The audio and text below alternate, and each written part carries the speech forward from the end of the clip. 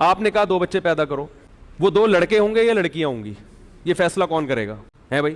اگر آپ کہتے ہیں کہ کسی کے گھر میں 2 لڑکے ہو گئے تو اب لڑکی نہیں آنی چاہیے کیونکہ وہ تیسری ہو جائے گی, تو سوال پیدا ہوتا ہے کیا یہ نیچر کے خلاف نہیں ہے کہ ایک آدمی کو آپ بیٹی کی نعمت سے محروم کر رہے ہو؟ ہے بھائی, کیا گھر میں بیٹی کا وجود ضروری نہیں ہے؟ گھر تو عورت سے آباد ہوتا ہے, بیٹیوں سے جس طرح کی محبت باپ کو ملتی ہے وہ بیٹوں سے نہیں ملتی. اور اگر جن کے 2 بیٹیاں ہو گئی, بیٹا نہیں ملا, وہ کیا کریں گے؟ یعنی آپ نے قوم کو جب ایک نعرہ دیا ہے تو ان تمام اعتراضات کا جواب بھی تو دینا, کیونکہ یورپ نے یہ نعرہ دیا تھا, ان اعتراضات کا جواب نہیں دیا, لہذا ان کا خاندان کیا ہو گیا؟ برباد ہو گئے. وہ بعد میں پچھتا رہے ہیں کہ یار ہم نے کیا کس چیز پہ لگا دیا قوم کو.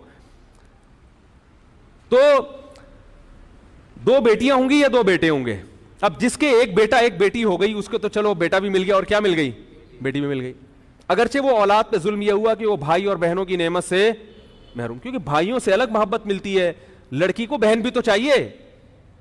ارے آپ کی بیٹی کو بہن کی نعمت چاہیے کہ وہ بہنوں سے جو باتیں آپس میں شیئر کرتی ہیں وہ ماں اور باپ سے بھی نہیں کر سکتی. بھائی کو بھائی چاہیے, بہن کو بہن چاہیے, اسی طرح بھائی کو بہن بھی چاہیے اور بہن کو.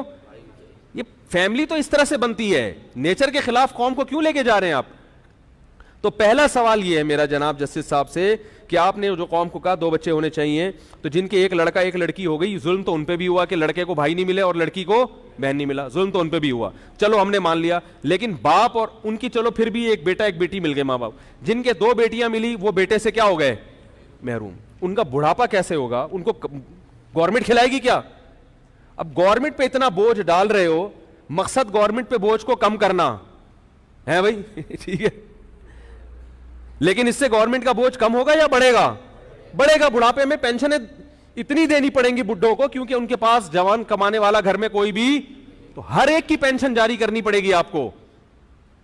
ابھی تو مخصوص قسم کے لوگوں کی پھر رکشے والے کو بھی پینشن دینی پڑے گی, جمعدار کو بھی پینشن دینی پڑے گی, ٹیکسیاں چلا رہے ان کو بھی پینشن دینی پڑے گی, کیونکہ گھر میں بیٹا کمانے کے لیے نہیں ہے. اس کا جواب چیف جسٹس کے پاس بولو بھائی نہیں ہے. اگر ہے تو مجھے بتائیں وہ. دوسری بات یہ کہ جن کے بیٹی پیدا ہو گئی بیٹا نہیں ہے, اب ایک ہی حل ہے بیٹے کے لیے کہ وہ الٹرا ساؤنڈ کریں ایک بیٹی کے بعد, اگر بیٹی نکلی دوسری تو اس کو قتل کر دیں ماں کے پیٹ میں, جیسے کہ انڈیا اور چائنا میں ہندو لوگ کرتے ہیں, انڈیا میں, اور چائنا میں چائنیز کرتے ہیں. چائنا میں 2 بچوں کا قانون ہے, لیکن وہاں گروتھ ریشو لڑکوں کا زیادہ اس لیے ہے کہ لڑکی کو پیدا ہونے پر پابندی ہے, اور جو لڑکی کی جنس کا پتہ چلتا ہے نا کہ لڑکا ہے یا لڑکی, یہ اس وقت پتہ چلتا ہے جب ماں کے پیٹ میں بچے میں جان پڑ چکی ہو. یہ کتنا بڑا ظلم ہے کہ آپ گروتھ ریشو پہ کنٹرول کرنے کے لیے وہ ماں جو بچے کی محافظ سمجھی جاتی رہی ہے ہمیشہ, وہی ماں اپنے بچے کی کیا بن جائے؟ قاتل.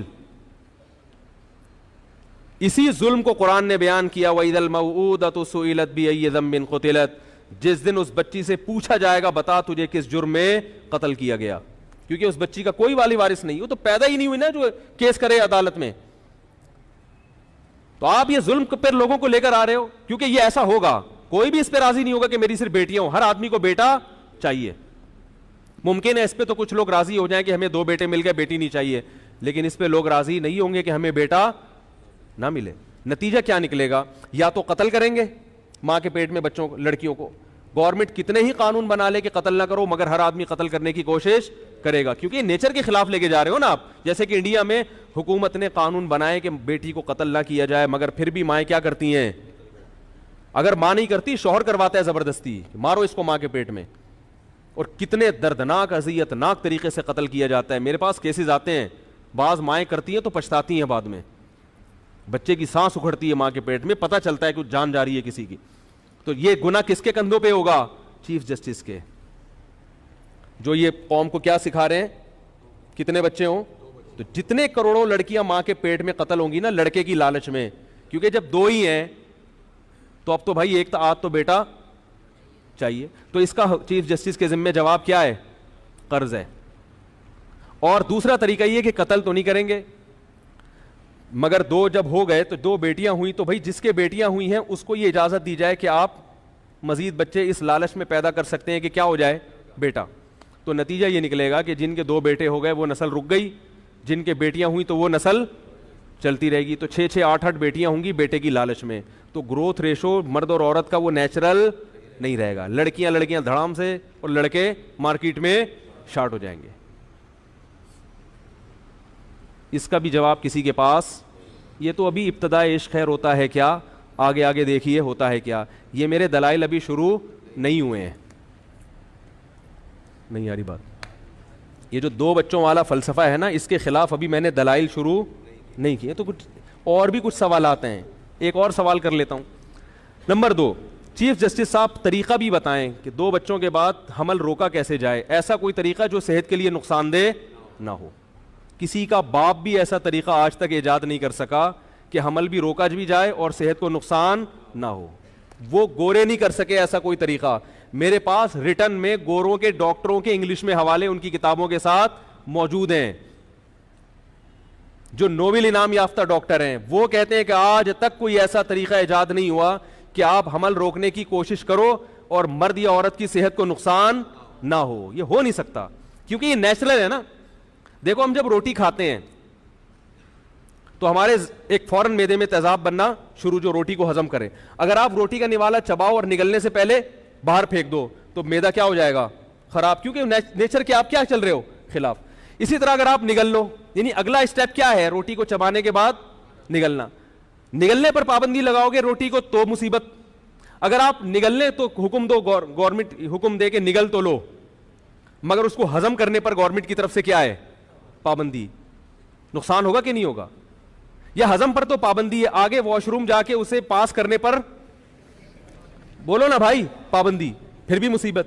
کیا مطلب, جو کام نیچرل ہوتا ہے نا, پھر آگے اس کے جو نتیجے نیچرل نکلتے ہیں, کہیں بھی آپ بریک لگاؤ گے تو ڈسٹرب کون ہوگا, انسان کی باڈی. یہ جو اللہ نے میاں بیوی کا تعلق رکھا ہے نا جنسی, یہ تب تعلق ہوتا ہے تو یہ نیچر ہے کہ اس کے نتیجے میں حمل ٹھہرتا ہے. پھر جب حمل ٹھہرتا ہے تو یہ نیچرل ہے کہ وہ بچہ دنیا میں آئے گا. جب بچہ دنیا میں آئے گا تو نیچرل ہے کہ ماں کی چھاتیوں میں دودھ پیدا ہوگا. کسی بھی اسٹیپ پہ آپ بریک لگاؤ گے تو بیڑا غرق ہوگا عورت کا. لیکن ہمارے ہاں فیملی پلاننگ والے عورت کی صحت کے نام پہ اس کو بیوقوف بنا رہے ہیں. عجیب بات ہے. کہہ رہے ہیں اس سے صحت خراب ہوگی. تو یہ صحت اگر خراب ہوتی تو یہ پروسیس نیچرل نہ ہوتا, یہ نیچر کے خلاف ہوتا. سمجھ میں آ رہی ہے بات؟ تو جج صاحب یہ بتائیں گے کہ وہ کون سا طریقہ ہے جس کو اختیار کیا جائے گا اور صحت خراب نہیں ہوگی. میری نظر میں صرف ایک ہی طریقہ ہے, وہ یہ کہ میاں بیوی ایک دوسرے کے قریب آنا چھوڑ دیں. اس کے علاوہ کوئی بھی طریقہ نہیں ہے. تو پھر آلٹرنیٹ راستہ جج صاحب کے ذمے ہے کہ جب مرد اپنی خواہش پوری نہیں کرے گا تو وہ کہاں جائے گا, پھر وہ کیسے اپنی خواہش پوری کرے گا. یہ سوال کس کے ذمے ہے, جج صاحب کے ذمے, کہ وہ اخبار میں اناؤنس کریں گے کہ میں نے یہ اسٹیٹمنٹ تو دے دی ہے کہ 2 بچے اچھے, مگر ان تمام سوالات کے جواب کہ جو مرد شادی کرنا چھوڑ دیں یا بیگم کے پاس جانا چھوڑ دیں تاکہ بچہ نہ ہو, تو ان تمام حضرات سے گزارش ہے کہ وہ میرے پاس تشریف لائیں. میں نے اس کا کوئی ایسا آلٹرنیٹ نکالا ہے, کیونکہ مرد کو جب خواہش پیدا ہوگی تو پھر بیوی کے پاس جانا بھی کیا ہے, نیچرل ہے. اگر وہ نہیں جائے گا تو اس کی صحت کو کیا ہوگا.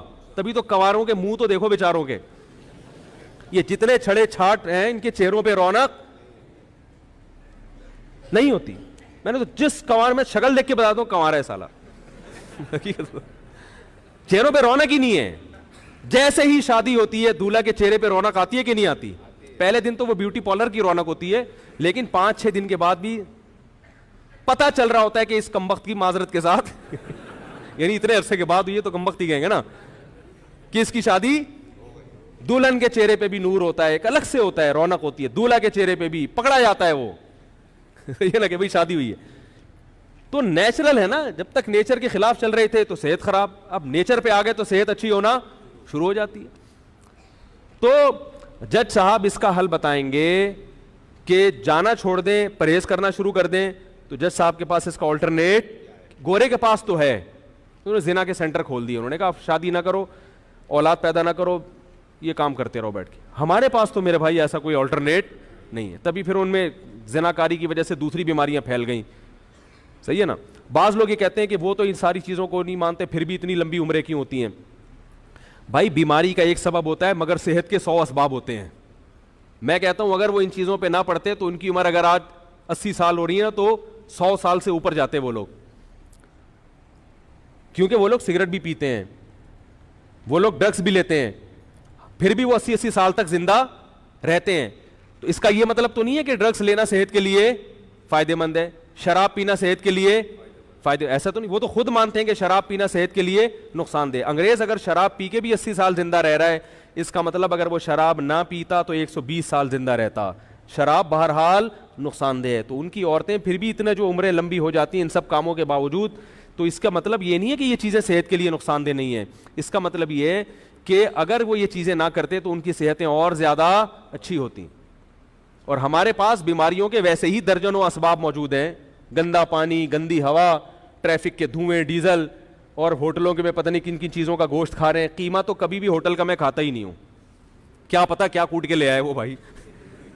گوشت میں تو پھر بھی نظر آ رہا ہوتا ہے نا آدمی کچھ ہے, پتہ نہیں کیا چھیچڑے کیا, بہت ہی جب تک سامنے نہ بنے تو ہم قیمت میں تو گوشت بھی نہیں کھاتا.